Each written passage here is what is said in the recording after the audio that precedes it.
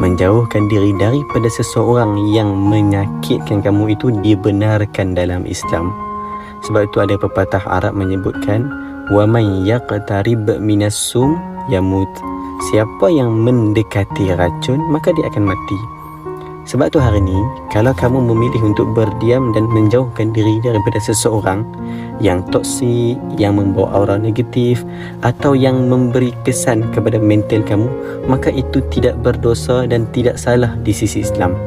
Bahkan Nabi SAW juga pernah berbuat pelajaran kepada seorang sahabat yang bernama Wahsy bin Harb.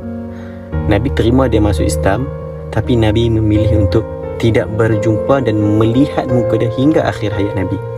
Jadi hari ini kalau kamu memilih jalan ini, maka itu tidak ada masalah dan jangan rasa bersalah.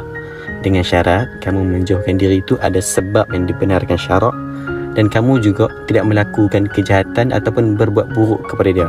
Kamu hanya memilih untuk berdiam dan berlalu pergi.